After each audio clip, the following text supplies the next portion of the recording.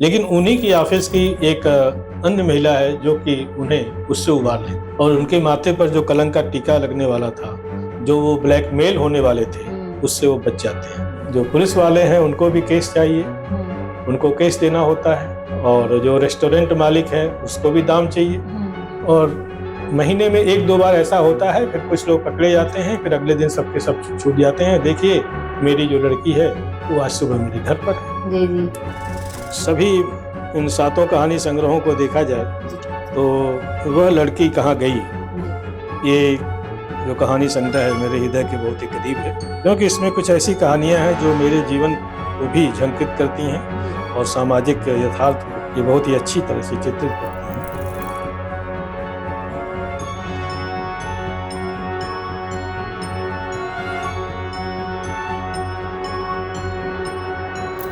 नमस्कार, मैं सोनाली और आप देख रहे हैं जनवार्ता न्यूज। हमारी इस पॉडकास्ट सीरीज में आप सभी का स्वागत है। आज का जो पॉडकास्ट है वो काफी खास होने वाला है, क्योंकि हमारे साथ प्रमुख शिक्षाविद, लेखक और साहित्यकार डॉक्टर राघवेंद्र नारायण सिंह हमारे स्टूडियो में मौजूद है। उनसे बातचीत करेंगे और उनके कहानी संग्रहों के बारे में भी जानने वाले हैं। उन्होंने 7 कहानी संग्रह इंट्रोड्यूस किया हुआ है, लेखकी है उनकी। आइए उनसे बातचीत करते हैं और उन 7 कहानी संग्रह के बारे में एक एक कर जानते हैं। राघवेंद्र नारायण जी, नमस्कार। हमारे पॉडकास्ट सीरीज में आपका स्वागत है। बहुत बहुत धन्यवाद। सभी दर्शकों को मेरा नमस्कार जी। सर, सबसे पहला सवाल यही हमारा आपसे ये रहेगा कि लेखन की अगर बात की जाए तो आपने 7 कहानी संग्रह को लिखा है, तो लेखन में सबसे कठिन चीज क्या लगी आपको? कहानी की शुरुआत, अंत या बीच में, कैसे? कहानी में ऐसी कोई चीज़ नहीं होती है कि आपको उसका शुरुआत है या उसका मध्य है, उसका अंत है, उसके विषय में बहुत ज़्यादा माथापच्ची करनी हो जी। अन्य लेखकों के साथ ऐसा हो सकता है, लेकिन मेरे साथ ऐसा नहीं हुआ, क्योंकि मैं बिना किसी रूपरेखा के कहानी लिखना शुरू कर देता हूँ। कहानी खुद ही अपना आकार ग्रहण करती है, उसमें जो पात्र हैं वे स्वयं आते हैं, वे अपना इंटरेक्शन करते हैं और कहानी अपने मुकाम को प्राप्त करती है। मतलब आप जब कहानियां लिखते हैं उसे महसूस करते हैं, लिखते समय बनती जाती हैं कहानियां बनती जाती हैं, लेकिन कुछ घटनाएं ऐसी होती हैं जो कि जीवन में घटित होती हैं, उन्हीं के इर्द गिर्द वो कहानियां चलती हैं, और फिर जो कहानी का कथानक है, कहानी के जो पात्र हैं, कहानी का जो वातावरण है, ये सब उसी हिसाब से निर्मित होते रहते हैं। यह आपसे भी जानना चाहेंगे कि लेखन में सबसे अधिक अगर बात की जाए तो किसने प्रभावित किया है आपको? जीवन ने, समाज ने, या कोई खास व्यक्ति ने? लेखन में समाज तो प्रभावित करता ही है जी। लेकिन साथ में वे कहानीकार, वे लेखक जिन्हें हमने पढ़ा था, जिनकी कहानियों को, जिनके उपन्यासों को हमने पढ़ा था, कहीं न कहीं वे मन मस्तिष्क में बैठे रहते हैं। जैसे प्रेमचंद हैं, जयशंकर प्रसाद हैं, गोरकी हैं, या इंग्लिश के बहुत से कहानीकार हैं, बहुत से उपन्यासकार हैं, रूसी कहानीकार और उपन्यासकार जिनको बचपन के दिनों में हमने पढ़ा था, वे सभी कहीं न कहीं हमको प्रभावित किए हुए हैं, और उनकी जो रचनाशीलता है, उनकी जो शैली है, उनका जो कहानी कहने का जो तरीका है, वो ऑटोमेटिक कहानी में आ जाता है, उसके लिए किसी प्रयास करने की जरूरत नहीं पड़ती है। सर, जैसे कि हमें पता है कि पहली कहानी जो आपकी है, प्लीज बिहेव योरसेल्फ, ये कब आई और आपने क्या आपका थॉट था इसे लिखने का? प्लीज बिहेव योरसेल्फ कहानी का जो शीर्षक है वो अंग्रेजी का है जी, लेकिन कहानी हिंदी में है जी। यह इस संग्रह में जो कहानियां ली गई हैं उनमें से एक कहानी है प्लीज बिहेव योरसेल्फ। ये संग्रह जब मैं शिकोहाबाद में AK पोस्ट ग्रेजुएट कॉलेज में इंग्लिश का प्रोफेसर हुआ करता था, उस दौरान लिखी गई थी। लेकिन इन कहानियों को लिखने के बाद मेरी पत्नी की तबीयत थोड़ी ख़राब हो गई थी, और करीब 10 वर्षों तक ये कहानी संग्रह वैसे ही पड़ा रहा। फिर बाद में जब मैं वाराणसी में शिफ्टेड हुआ तो यहाँ पर आने के बाद यह कहानी संग्रह प्रकाशित हुआ। अभी सर हमारे स्टूडियो में ये कहानी की बुक प्लीज बिहेव योरसेल्फ, ये कहानी संग्रह है जिसमें विभिन्न विषयों के ऊपर कहानियाँ लिखी गई हैं और सब मिला करके इसमें 10 कहानियाँ दी गई हैं। इसमें एक कहानी ये है, प्लीज बिहेव योरसेल्फ। ये नारी केंद्रित कहानी है। हम देखते हैं कि हमारे समाज में जो शादियां हैं वो बहुत ही कभी कभी बेढंगे किस्म की हो जाया करती है। कह सकते कि सामाजिक व्यंग को दिखाता है ये पुस्तक। हाँ, जिसमें कि जो स्त्री है वो अपने पुरुष से सामंजस्य नहीं बिठा पाती है या पुरुष स्त्री से सामंजस्य नहीं बिठा पाता है, और कभी कभी कुछ ऐसी समस्याएं होती हैं जिनको कि स्त्रियां चाह करके भी किसी से कह नहीं पाती। इस कहानी में यही बात है, क्योंकि जो स्त्री है वो यहाँ पर समलैंगिक है और वो अपने पति से अपना सामंजस्य नहीं बिठा पाती है, और इसलिए उसका पति उससे लाख प्रेम करने की कोशिश करता है, संबंध बनाने की कोशिश करता है, लेकिन उसके कभी मन से उसके नज़दीक नहीं जा पाती है। और इसलिए जैसे कि वो बार बार भीतर ही भीतर ये कहती है अपने पति से कि please behave yourself, please behave yourself.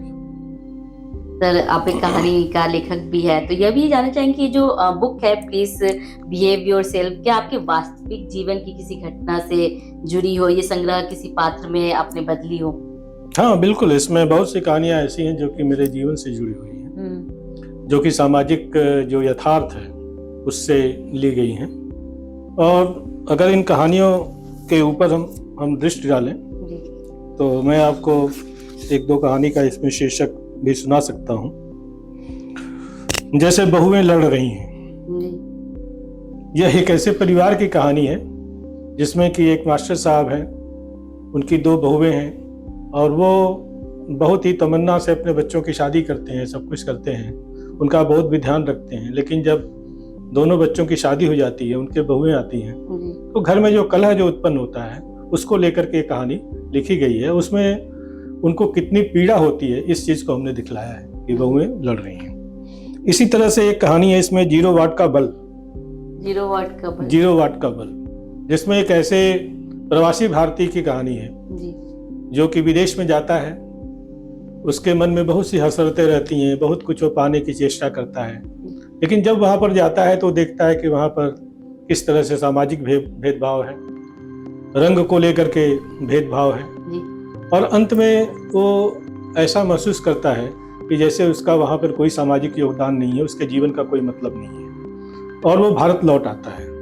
यहाँ पर वो एक बहुत अच्छी कंपनी में काम करता है, लेकिन यहाँ भी उसको वो मान सम्मान प्रतिष्ठा नहीं मिलती है, और कंपनी की जो आंतरिक राजनीति होती है उसका वो शिकार हो जाता है, और अंत में वो महसूस करता है कि उसका जो जीवन है 0 वाट के बल्ब के समान है। तो इस तरह से अनेक कहानियां हैं, जिसमें कि तीसरा विकल्प एक कहानी है, और जिसमें कि हमने दिखलाया है कि किस तरह से हमारा जो जीवन है विकल्पों से भरा हुआ है। हमारे पास विकल्पों की कमी नहीं होती है, एक विकल्प है, 2 विकल्प है, लेकिन एक तीसरा विकल्प भी उपस्थित होता है और आदमी उसको अपने जीवन में कभी कभी स्वीकार करता है। तो जीवन केवल एक मार्गी नहीं है, इसमें अनेक मार्ग हैं, अनेक विकल्प हैं, और मनुष्य को चाहिए कि जो विकल्प सबसे अच्छा हो उसको चुने और अपने जीवन को बेहतर बनाए। ये तो सर आपकी पहली जो कहानी है उसके बारे में बात हो गई, प्लीज बिहेव योरसेल्फ, जिस तरह से आपने बताया, इसमें 2-3 कहानियां भी बताई अपने जीवन के बारे में भी। अगले अगर हम आगे कहानी की बात करें, कहानी संग्रह के बारे में, तो मिट्टी की मकान जो काफी चर्चित भी है, तो उसके बारे में भी जानना चाहेंगे सर। नाम से ही समझ में आता है कि पढ़ते ही यह समझ आ रहा है कि बचपन की यादें है, घर की जो गंध है वो सामने आती हैं। तो क्या सर, क्या है इसका निजी अनुभव? बहुत ही अच्छा आपने कहा, मिट्टी का मकान, यह जो कहानी संग्रह है ये मुझे भी बहुत प्रिय है, क्योंकि वो फर्स्ट कवर पे भी सर वो मिट्टी के मकान का ही ये जो पिक्चर है वो है इसमें। और विशेष रूप से इस संग्रह की यह जो कहानी है मिट्टी का मकान, ये मुझे और भी ज्यादा प्रिय है, क्योंकि यह कहानी मेरी बचपन की स्मृतियों पर आधारित है।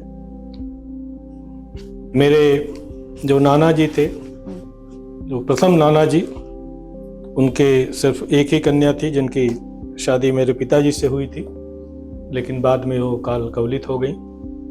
फिर पिताजी की जब दूसरी शादी हुई, उनसे मैं उत्पन्न हुआ, मेरे और 2 भाई और 1 बहन है जी। लेकिन मेरे जो प्रथम नाना जी थे, उन्होंने कभी भी हम लोगों से कोई जो नाता है तोड़ा नहीं, और हमें वो हमारे जो अपने खुद के नाना थे उनसे अधिक प्रेम दिया करते थे जी। और चूंकि उनकी जो एकमात्र पुत्री थी वो मेरे पिताजी से ब्याही गई थी, वो काल कवलित हो गई थी, इसलिए अंतिम दिनों में नाना और नानी ये चाहते थे कि उनकी जो संपत्ति है, जिसके ऊपर उनके पट्टीदारों ने और लोगों ने दृष्टि जमा करके रखी है, वो मेरे पिताजी के नाम रजिस्ट्री कर दें। यद्यपि मेरे पिताजी ने उसको इनकार कर दिया जी। तो इस कहानी में वो स्मृतियां आई हैं जिसमें कि एक जो व्यक्ति हैं उनका नाती उनसे मिलने जाता है, लालटेन की रोशनी में वो चारपाई पर बैठे हुए हैं और उसको बुला करके अपनी पूरी व्यथा बतलाते हैं और कहते हैं कि बेटा जा करके अपने पिताजी से कह देना कि मेरे जीवन का कोई ठिकाना नहीं है और जो भी घर की संपत्ति है, जायदाद है, उसके ऊपर पड़ोसियों की नज़र लगी हुई है। मैं चाहता हूँ कि सब कुछ उनके नाम कर दूं। तो ये व्यक्तिगत आपके ये जीवन से जुड़ी है। व्यक्तिगत है, लेकिन इसमें कल्पना का भी पुट है और मिट्टी का मकान एक प्रतीकात्मक कहानी भी है, क्योंकि इसमें जीवन की जो क्षणभंगुरता है उसको दिखलाया गया है। जी। हम लोग क्या है, हमारा जो शरीर है वो मिट्टी का ही बना हुआ है, मिट्टी का ही मकान है। तो नाना जी का जो मिट्टी का मकान है और उनका जो मिट्टी का शरीर है, इन दोनों को यदि आप देखें तो उसमें से एक अर्थ ध्वनित होता है। और दूसरा है कि हमारे जो रिश्ते हैं, हमारे जो नाते हैं, जिनको हम अपना समझते हैं, ये रिश्ते नाते भी बिल्कुल मिट्टी के मकान की तरह से हैं। कब ढह जाएंगे कोई नहीं जानता, कब किसका स्वार्थ आकर के टकरा जाएगा कोई नहीं जानता। तो इन सब बातों को मैंने इस कहानी के माध्यम से उजागर करने की चेष्टा की। तो ये कहानी जो है मिट्टी के मकान, काफी लोग रिलेट करेंगे आज के समय भी, और जिस तरह से आपने इसका वर्णन भी किया, इसके कुछ और इसके अंदर जो कहानियां है, पात्र हैं, उसके बारे में भी जानना चाहेंगे। जी, इसमें जो कहानियां हैं वो करीब 10 कहानियां इसमें भी दी गई हैं और इसमें एक कहानी, पहली ही कहानी है कलंक। ये कहानी भी एक तरह से वास्तविक घटना पर आधारित है। हमारे गांव के तरफ का एक व्यक्ति हैं जो कि हमारे अक्सर आया जाया करते हैं, और एक बार वो आए और बतलाए कि किस तरह से बगल के गांव में किसी की लड़की किसी के साथ भग गई थी और किस तरह से उस परिवार को ग्लानि में जीना पड़ा था। एक तरह से पूरे परिवार के ऊपर कलंक का टीका लग गया था। तो उस चीज़ को मैंने इस कहानी में लेने की चेष्टा की है, लेकिन मैंने इसमें एक आदर्श की भी स्थापना की है और उस कलंक को मैंने धोने का प्रयास किया है कि जिस चीज़ को वो कलंक समझ रहे हैं वो वास्तव में कलंक नहीं है, क्योंकि वह लड़की जो किसी अन्य लड़के के साथ भाग गई थी, जब वो फिर शहर में जाकर के अपने चाचा जी के पास जाती है तो उनका जितना भी गिला है, शिकवा है, सब दूर हो जाता है। दोनों उनके पैर छूते हैं और वो उनको आशीर्वाद देते हैं। जी, मतलब इसकी जो एंडिंग है वो अच्छी होती है। हाँ, क्योंकि कहानी में जब तक कोई आदर्श नहीं है, कोई एक संदेश नहीं है, तो फिर तो वो इतिहास हो गया। कहानी वही है, साहित्य वही है जो आदर्शोन्मुखी हो, जो एक छाप छोड़ जाए। हाँ, एक छाप छोड़ जाए। इसी तरह से सोमवती का सुहाग है और आधी रात का सच है, और एक कहानी इसमें बहुत ही सुंदर आई है, कहानी का अंत। कहानी का अंत ये एक लेखक के विषय में कहानी है। वह लेखक एक उपन्यास लिखता है और अनेक पात्र उसमें हैं, जिसमें कि एक पात्र की मौत हो जाती है जी। क्योंकि परिस्थितियां उपन्यास में इस तरह की बनती हैं कि उसको मरना ही है, और उसका उपन्यास पूरा हो जाता है तो वह उठा करके मैन्युस्क्रिप्ट बगल में रख देता है, और चूंकि अकेले रहता है, उसकी भी शादी नहीं हुई है, तो सो जाता है। फिर सोने के बाद एक एक करके उपन्यास के पात्र उसके सम्मुख उपस्थित होते हैं और वह स्त्री चरित्र भी उपस्थित होता है, और वो उससे डायरेक्ट प्रश्न पूछती है कि तुमने मुझे मारा क्यों? तुम और भी परिस्थितियां चुन सकते थे, लेकिन तुमने मुझे क्यों मारा? और वह जो लेखक है अपना तर्क देता है, कहता है कि मैंने तुम्हें नहीं मारा, कहानी की परिस्थितियां ऐसी थी, नियत ही ऐसी थी कि तुमको मरना ही था। तो इस तरह से यह जो कहानी है मुझे बहुत ही प्रिय कहानी है। कहानी के अंत में जो चीज़ें जो होती हैं उसको मैंने इसमें दिखलाने की चेष्टा की है। धर्मो रक्षते रक्षते है, नियति है, फिसलन है, प्रस्ताव है, सर्वसुंदर, इस तरह से एक कहानियां इसमें हैं जो कि हमारे वास्तविक जीवन पर आधारित है। ये तो बात हुई मिट्टी के मकान की सर। अगर पुस्तक की बात की जाए कहानी की, तो एक दार्शनिक की चूक, इसके बारे में भी जानना चाहेंगे, क्योंकि आपकी नजर में ये भी जानना चाहेंगे मनुष्य की सबसे बड़ी चूक क्या है और इस किताब में क्या है। मनुष्य की सबसे बड़ी चूक है अवसर को चूक जाना, क्योंकि बहुत कम ही अपॉर्चुनिटी मिलती है, अवसर जो होता है। कभी कभी हम क्या करते हैं कि गलत आकलन कर लेते हैं जी। हम सोचते हैं कि चलो अभी इसको नहीं करते हैं, अभी हमारे सामने और भी चीजें हैं, पहले इसको कर लेते हैं, बाद में इसको करेंगे जी। लेकिन वह जो कल है फिर कभी नहीं आता। वैसे सबके जीवन में ये देखा जाता है कि जो अवसर है वो आता है, पर लोग सही समय पे उसे नहीं उस अवसर को उस पे अमल कर पाते हैं। यह जो कहानी संग्रह है एक दार्शनिक की चूक जी, ये भी बहुत ही सुंदर कहानी संग्रह है। और इस कहानी संग्रह में भी करीब 12 कहानियां इसमें दी गई हैं, जिसमें से कि एक दार्शनिक की जो चूक कहानी है वह शीर्षक कहानी है। इसमें एक कुलपति की व्यथा है। एक यूनिवर्सिटी के कुलपति हैं, एक कुलपति हैं तो पहले प्रोफेसर हुए होंगे, फिर कुलपति हुए होंगे जी जी। तो जब वो प्रोफेसर हुआ करते थे उस समय उनका प्रेम किसी स्त्री से हुआ करता था, वो भी उसी कॉलेज में प्रोफेसर थी। लेकिन बाद में ये अपनी सीढ़ियां चढ़ते चढ़ते और अंत में कुलपति हो जाते हैं। जब वो कुलपति हो जाते हैं तब वह जो महिला है जो कि उसी कॉलेज में एक प्रोफेसर के रूप में कार्य करती है, उनसे मिलने के लिए जाती है जी। और फिर एकांत के क्षणों में वो लोग आपस में बात करते हैं और फिर वो अपनी जो मनोदशा है उसके सामने प्रस्तुत करते हैं और कहते हैं कि वास्तव में मुझसे बहुत भूल हो गई, क्योंकि मैंने सिर्फ अपने जीवन में कैरियर देखा, लेकिन इस समय मेरी स्थिति ऐसी है कि कैरियर तो मेरा बहुत ही सफल रहा, मेरा जो जीवन है वो बहुत ही नीरस है। और फिर बाद में ऐसी परिस्थितियां उत्पन्न होती हैं कि वे दोनों आपस में शादी कर लेते हैं जी। तो इस तरह से यह जो कहानी है एक दार्शनिक की चूक, उस चूक को सुधार लेते हैं बाद में, लेकिन उसमें समय लगता है। कितना समय लगा सर इस पुस्तक को लिखने में आप? कहानियां तो मैं एक कहानी एक सेटिंग में ही लिख लेता हूँ जी, उसमें ज़्यादा समय नहीं लगता है। लेकिन जो संग्रह की जो कहानियां होती हैं विभिन्न अवसरों पर लिखी जाती हैं, तो कभी कभी 4 महीने भी है, 6 महीने में। क्योंकि आज देखा गया कि इस पुस्तक में भी आपके अलग अलग पात्र भी हैं, तो अलग अलग इस कहानियां हैं, तो उस लिखने में तो समय तो लगा होगा। जी जी जी। जैसे इसमें एक शिष्य की प्रेमिका है, ये भी वास्तविक जीवन से ली गई कहानी है। ये मेरा एक शिष्य था, उसके साथ एक घटना घटित हुई थी। और जो शिष्य के प्रोफेसर हैं वो उससे बात करते हैं और फिर वो जो प्रेमिका है वो भी उनसे फ़ोन से बात करती है। कुछ इस तरह से इसमें घटनाक्रम चलता है कि प्रोफेसर साहब खुद ही उसमें फंस जाते हैं।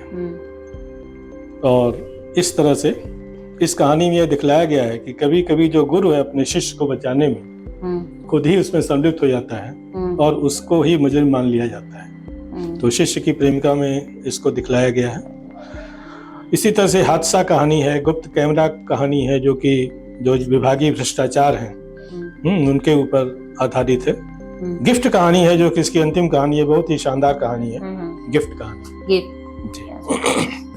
जिसमें कि एक जो व्यक्ति है उनकी पत्नी सिजोफ्रेनिया से प्रेरित है और फिर वो एक महिला से मिलते हैं, वो उस महिला की तरफ आकर्षित होते हैं क्योंकि उनको घर में उनका वो प्रेम नहीं मिल पाता है जो उनको चाहिए जी। लेकिन बाद में पता चलता है कि वह जो महिला है वो HIV पॉजिटिव है जी। वो उसको नहीं जानते हैं। वो उनको लिफाफे में उनको एक गिफ्ट देती है और कहती है कि इस गिफ्ट को ले जा करके घर पर खोल कर देखिएगा। और घर पर जब उसको वो खोलते हैं तो उसमें केवल एक कागज का टुकड़ा रहता है, इस पर लिखा रहता है I am HIV पॉजिटिव। तो ये बहुत ही व्यंग्यात्मक कहानी है, लेकिन जीवन में ऐसी घटनाएं घटित होती। कब आई थी सर ये पुस्तिका आपकी एक दर्शन है? ये दार्शनिक की चूक कहानी संग्रह कई साल पहले आई है। जिसका जो एग्जैक्ट जो वर्ष है 2015 है। 15 का मतलब हो गया कि 10 साल 10 साल पहले की ये 10 साल पुस्तिका है। पहले। तो देखिए उस तरह से हम सामने ही देख सकते हैं, मेरे सामने एक आपकी चौथी पुस्तिका शायद ये है जी, खामोश। चौथा जो कहानी संग्रह है हाँ, खामोश। खामोश, इसके बारे में जानना चाहेंगे सर, क्योंकि खामोशी एक भाषा है, बन चुकी है, तो उसको लेकर आपने ये लिखी है, उसके बारे में जाएंगे। जी, ये बहुत ही अच्छा प्रश्न भी आपने हाँ। किया, और इसके बारे में अन्य लोगों ने भी तमाम विचार व्यक्त किए हुए हैं। जी जी। क्योंकि वो खामोशी नहीं होती है, बल्कि खामोशी भी बोलती है। कहते हैं ना कि मौन भी बोलता है, मौन भी मुखर होता है। कभी कभी हम नहीं कह करके भी बहुत कुछ कह जाते हैं जी। तो इस कहानी संग्रह में ये एक कहानी है खामोश, जिसमें एक महिला की कहानी है। ये गांव की महिला है जो कि जन्म से गूंगी है। अच्छा। लेकिन उसके परिवार वाले इस चीज को छिपा करके उसकी शादी कर देते हैं जी। और जब वो ससुराल जाती है तब लोगों को पता चलता है कि अरे हमारी बहू तो गूंगी है। तो जो ससुर हैं या सास हैं वो उसको प्रेम नहीं देते हैं, जो कि उसको वास्तव में मिलना चाहिए। लेकिन उसका पति उसको बहुत मानता है, उसे बहुत चाहता है। और एक दिन ऐसा होता है कि जो पति है वो बाहर गया है, सास ससुर कहीं खेत में काम करने के लिए गए हुए हैं, और पड़ोस का ही एक जो व्यक्ति है वो उसके घर में घुस जाता है और उसके साथ जबरदस्ती की कोशिश करता है। वो सोचता है कि ये गूंगी है, नहीं बोलेगी, कुछ नहीं, जो चाहूंगा मैं कर लूंगा। लेकिन तब वो महिला जो है अपना साहस दिखलाती है, उससे भिड़ जाती है और वो अपनी इज्जत आबरू की रक्षा करती है, उसको घायल कर देती है। और बाद में उसके जब ससुर आते हैं और लोग आते हैं, पड़ोस के लोग आते हैं, तब वो देखते हैं और फिर उसके जो ससुर का जो दृष्टिकोण है उसके प्रति बदल जाता है और अपने बहू होने की जो सार्थकता है वो सिद्ध करती है। और इस तरह से उसकी जो खामोशी है, उसका जो गूंगापन है वो उसके चरित्र को उजागर करता है, चरित्र को परिभाषित करता है। इस चीज को मैंने इस कहानी में दिखलाने की चेष्टा की। तो कब ये पुस्तिका आपने निकाली सर, कहानी कब कंप्लीट हुई थी और कब ये सामने आई? ये कहानी संग्रह 2020 में आया हुआ है जी, ये 5 साल पहले आया। और इसमें भी 12 कहानियां हैं, इसमें की एक कहानी खामोश है। इसी तरह से गर्लफ्रेंड है, दृष्टिभ्रम है, वर्षगांठ का तोहफा है, 100वां शिकार है, रक्षाबंधन है, दस्तक है। इस तरह से अनेक कहानियां इसमें दी गई हैं जो कि जीवन के विभिन्न पहलुओं से ली गई हैं। एक बहुत ही अच्छा कहानी संग्रह है खामोश, जिसमें की विभिन्न कहानियां संकलित की गई। सर अगली पुस्तिका की अगर बात की जाए तो 5वीं जो पुस्तिका आपकी निकली है वो नील झील है। जी, ये नीली झील। नीली झील, हाँ जी, नीली झील। ये तो जो कहानी से समझ आते एक प्रकृति एक चरित्र की तरह उपस्थित है। ये क्या आप ये 2021 में प्रकाशित हुआ था। 2021 जी, 2001 साल के बाद उसमें हुआ था। इसमें 14 कहानियां हैं, जिसमें कि कहानियां तो इसमें सब अलग अलग हैं। जिसमें एक कहानी है पानी। ये आकाशवाणी से भी ये कहानी प्रसारित हुई थी जी। और इसमें हमने दिखलाया है कि गांव की जो राजनीति हुआ करती है वो किस तरह से छोटी छोटी बातों को लेकर के हुआ करता है जी। गांव में भी राजनीतिक दलबंदी है, 2 पार्टी के जो उम्मीदवार हैं उनके समर्थन में लोग अलग अलग हैं। तो इस तरह से एक गरीब किसान है जिसने कि अपनी फसल लगाई हुई है, लेकिन चूंकि वो दूसरे व्यक्ति को वोट देना चाहता है, उसका कैंडिडेट अलग है, इसलिए जो प्रतिद्वंदी गुट के जो लोग हैं उसके खेत को पानी नहीं देते हैं, उसको धमकी देते हैं और उससे कहते हैं कि तुम हमारे कैंडिडेट को वोट दो तो तुमको पानी दिया जाएगा, अन्यथा तुम्हारी जो फसल है वो सूख जाएगी। मतलब नैतिकता और राजनीतिक पर ये तो वो इस चीज को बहुत ही शिद्दत से महसूस करता है, लेकिन चूंकि ईमानदार आदमी है, एक सिद्धांतवादी आदमी है, इसलिए वो अपने पक्ष पर अड़ा रहता है। वो अपने ही कैंडिडेट को वोट देता है, उसका जो कैंडिडेट है वो जीत जाता है और ईश्वर की ऐसी कृपा होती है कि उसकी रात भरपूर पानी बरसता है और उसकी जो सूखती जो फसल है वो पुनः हरी हो जाती है। तो इस चीज़ को इस कहानी में हमने दिखलाने की कोशिश की। डील कहानी है एक इसमें। Deal deal deal deal deal जिसको सौदेबाजी कहते हैं जी। तो आजकल पुरस्कारों का दौर चला है जी। तमाम ऐसी संस्थाएं आ गई हैं जो कि पुरस्कार बांट रही हैं, सरकारें भी पुरस्कार बांट रही हैं, और पुरस्कार लेने के लिए लोग बहुत लालायित भी रहते हैं। जी जरूर, एकदम दिखता है। तो इस कहानी में एक कहानीकार हैं, लेखक हैं, वो तो नहीं चाहते हैं पुरस्कार लेना, लेकिन उनकी पत्नी चाहती है कि हमारे पति का सम्मान होना चाहिए, इनको कोई न कोई पुरस्कार मिलना चाहिए, वो भी सरकारी पुरस्कार मिल जाए तो बहुत अच्छी बात है। और इसके लिए वो अपने भाई से अर्थात लेखक के साले से संपर्क करती हैं, और वो किसी तरह से सेक्रेटरी महोदय से संपर्क करता है, और फिर वहाँ पर पुरस्कार देने के लिए एक डील हो जाती है, जिसमें लेखक को बुलाया जाता है, और लेखक वहाँ पर नहीं चाहते हुए भी जाते हैं, और उन्हें बहुत ही अपमानित महसूस वो करते हैं वहाँ पर। और बाद में जब पुरस्कारों की घोषणा होती है तो उनका नाम भी नहीं रहता है, यद्यपि उनकी पत्नी ने चुपके 25 लाख रुपए पहुंचवा दिए थे। अच्छा जी।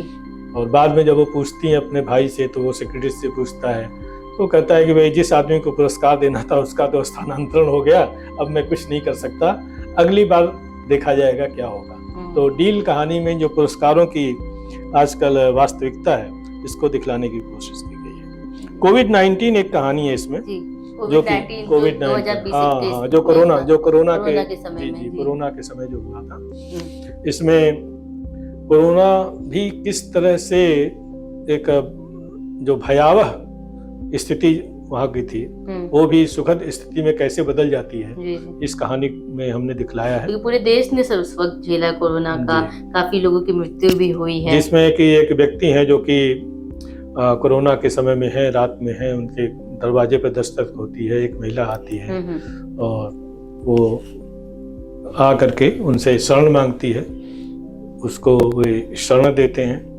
बाद में पता चलता है कि जो सुबह जब उठते हैं तो जो पड़ोस के लोग हैं वो इधर उधर की बातें करने लगते हैं, लेकिन वो उस पर ध्यान नहीं देते हैं।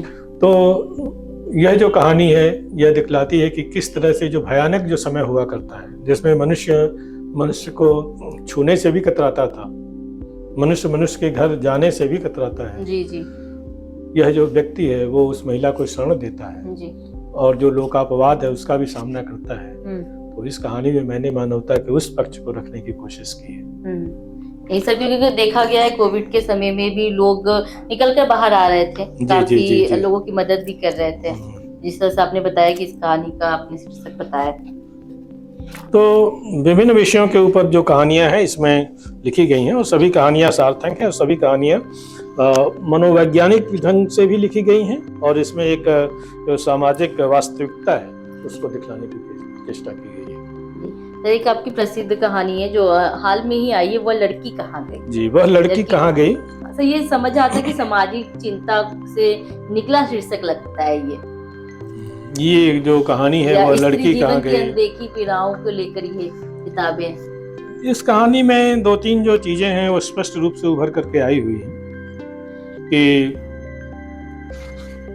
एक लड़की है जो कि मोबाइल पे बात कर रही है, और एक व्यक्ति है जो कि पार्क में घूमने गए हुए हैं और बैठे हुए हैं, वो देख रहे हैं कि लड़की है जो कि लगातार मोबाइल पे बात करती जा रही है, फिर चीखती है और कहती है कि मैं तुम्हारा खून पी जाऊंगी, तुम उस लड़की के साथ तुम कैसे घूम रहे थे, ये सब चीजें। और इसके बाद वो जो वृद्ध व्यक्ति जो बैठे हुए हैं उनको अपने जीवन की भी एक घटना याद आ जाती है कि उनके जीवन में भी किस तरह से 2 युवतियां आई थी, और किस तरह से एक युवती दूसरी युवती को बर्दाश्त नहीं कर सकी थी।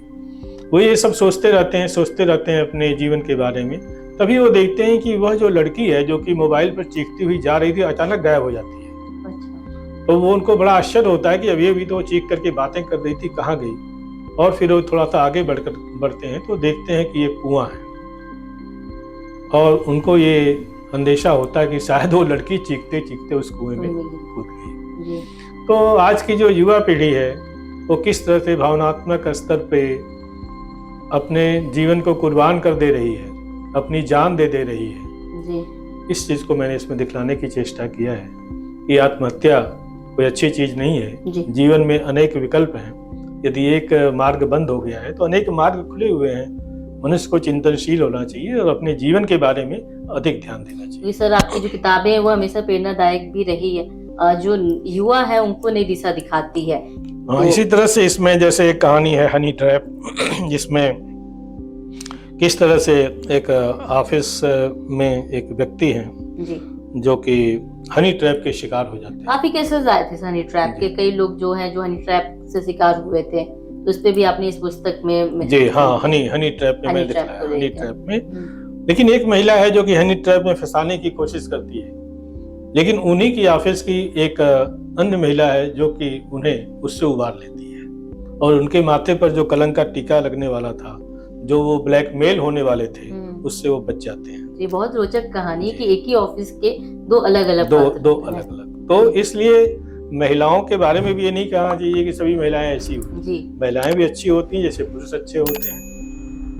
जी। जैसे पुरुष खराब है उसी तरह से महिलाएं भी हैं। जी जी, तो ये तो दोनों प्रजातियों में दोनों तरह के लोग हैं। तो हनी ट्रैप में इस चीज को दिखलाया गया। यह आज के समाज की हकीकत है, जिसमें कि तमाम लोग आत्महत्या के लिए भी विवश हो जाते हैं जो हनी ट्रैप में फंस जा रहे हैं। जी जी जरूर। इसमें एक कहानी शराब, ये भी हकीकत से लिया गया कहानी है, जिसमें कि एक निम्न वर्गीय व्यक्ति है जो कि सफाई का काम करता है, और वो जो कहानी में लेखक के पास आता है, उनके घर में सफाई करता है, सब कुछ करता है। लेखक उसको बहुत मानता है, यदि वो शराब पीता है, लेकिन लेखक उसको माफ करता है क्योंकि वो बहुत ही प्यारा व्यक्ति है, बहुत ही अच्छा व्यक्ति है। और बाद में पता चलता है कि उसकी जो लड़की है वो एक रेस्टोरेंट है जिसमें कि देह व्यापार चलता है, उसमें वो पकड़ी जाती है। और लेखक को जब ये पता चलता है तो उसे बहुत दुख होता है। फिर जब वो अगले दिन उसके पास आता है तो उससे पूछता है कि कल क्या हुआ था। तो कहा था कि सर ऐसा कुछ नहीं होता है, ऐसा तो होता ही रहता है। जो पुलिस वाले हैं उनको भी केस चाहिए, उनको केस देना होता है, और जो रेस्टोरेंट मालिक है उसको भी दाम चाहिए। और महीने में 1-2 बार ऐसा होता है, फिर कुछ लोग पकड़े जाते हैं, फिर अगले दिन सबके सब छूट जाते हैं। देखिए मेरी जो लड़की है वो आज सुबह मेरे घर पर है। जी जी। तो शराब जो कहानी है उसमें इस चीज को मैंने दिखलाने की कोशिश की है। इसी तरह से शिनाख्त है, विक्षिप्त है, मकान है, प्रतिकृत है, बेटी है, तमाम कहानियां हैं जिसमें कि हमने सामाजिक संदेशों को देने की कहानी कोशिश आपकी कब आई से, वो लड़की कहानी? ये तो अभी रिसेंट कहानी आई है। ये कहानी संग्रह जो है ये 2024 में है। ये बीएफसी पब्लिकेशंस लखनऊ का बहुत अच्छा लेटेस्ट जी प्रकाशन है, और उन्हीं के द्वारा ये उपन्यास की नायिका जो आपकी आखिरी 7वीं अभी ये 7वां कहानी संग्रह है, क्योंकि ये भी बीएफसी पब्लिकेशंस से ही प्रकाशित है। आपने नारी चरित्र के बारे में काफी पुस्तकें लिखी और ये 2025 में प्रकाशित हुआ है जी। 2025 2025 का बिल्कुल इसी साल ही आया हुआ है। उपन्यास की नायिका में भी जो महिला चरित्र हैं, नारी चरित्र हैं, वो तो हैं ही, पुरुष चरित्र भी हैं, लेकिन नारी चरित्र को हमने ज्यादा काफी सर ये देखा गया है कि आप जो पुस्तिका निकालते हैं, कहानी लिखते हैं, वो जो महिला चरित्र है उसे लेकर, पुरुष चरित्र को लेकर क्या पीछे वजह रहती है? उसका वजह ये है कि मैं देखता हूँ कि जो समाज की स्थिति है जी, उसमें अंततः नारी ही पीड़ित दिखलाई देती है। जहाँ कहीं भी देखिए, चाहे वो घर है, परिवार है, दफ्तर है, बाहर है, यदि वहाँ पर कोई भेदभाव का शिकार हो रहा है तो नारी हो रही है जी। नारी खामोश होकर के सब कुछ सहती है। तो नारी की पीड़ा को अभिव्यक्ति देना मेरे लेखन का एक प्रमुख उद्देश्य रहा ये कहानी संग्रह उपन्यास की नायिका।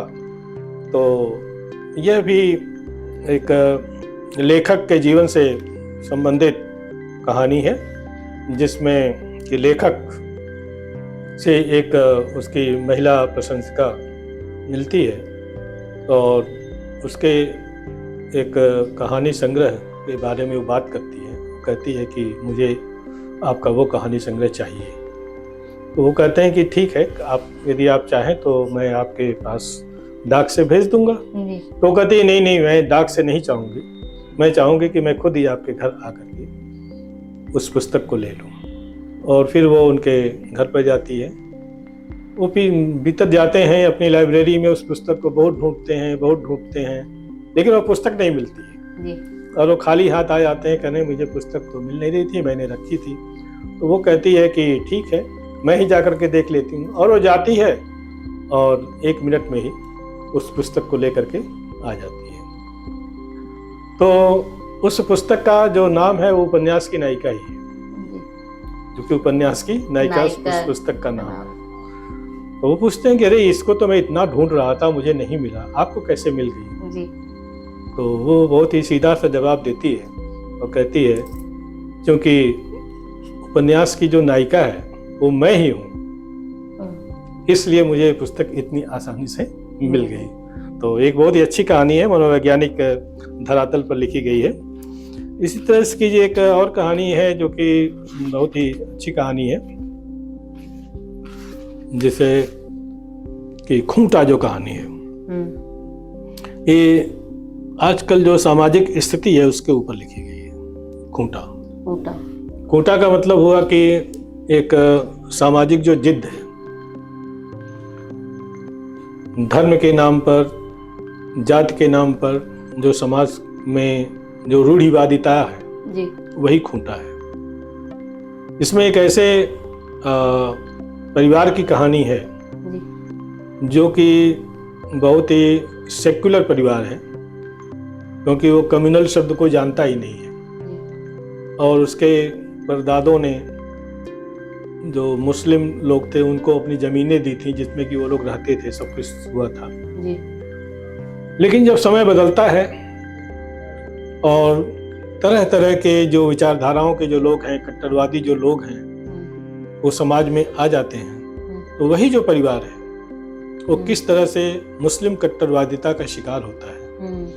और उस परिवार को जिसने कि उन्हें रहने की शरण दी थी, उनके खिलाफ ही पूरा गोलबंदी करके के उनके ऊपर आक्रमण कर देता है। तो खूंटा जो कहानी है वो आज के सामाजिक यथार्थ को इसमें मैंने दिखलाया है।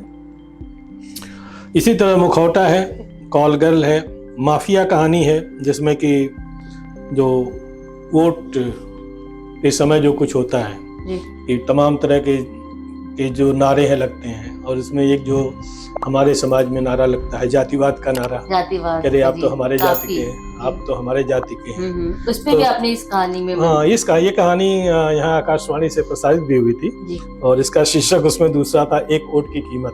अच्छा। बाद में मैंने इसको माफिया शीर्षक दे दिया जब ये प्रकाशित हुई। तो एक जो उम्मीदवार है वो जाति का नाम लेकर के एक व्यक्ति के यहाँ जाते हैं और कहते हैं कि आपको वोट देंगे ही, मैं तो आपसे मिलने आ गया और फिर मैं चुनाव जीत जाता हूँ, तो देखिए मैं आपके लिए क्या क्या करता हूँ, ये सब चीजें करते हैं। फिर बाद में एक दूसरे बहुत ही ईमानदार जो व्यक्ति हैं वो भी चुनाव लड़ने के लिए खड़े हो जाते हैं, जो कि एक प्रोफेसर हैं जी। और ये जो व्यक्ति है ये क्योंकि ईमानदार हैं वो प्रोफेसर साहब, और वो जो व्यक्ति था जो उनकी जाति का है वो माफिया है, इसलिए वो प्रोफेसर को ही चुनते हैं। और जब वोट देने के लिए वो जा रहे हैं सब परिवार, तो रास्ते में मिलता है, वो कहता है कि आप तो मेरी जाति के थे, इसलिए मैंने आपको छोड़ दिया, लेकिन यदि आपने उसको वोट दिया तो आप समझिए कि आपका क्या अंजाम होगा जी। इस तरह से उन्होंने इस तरह से वो धमकी देते हैं। बाद में फिर वो जो प्रोफेसर साहब है वो जीत भी जाते हैं।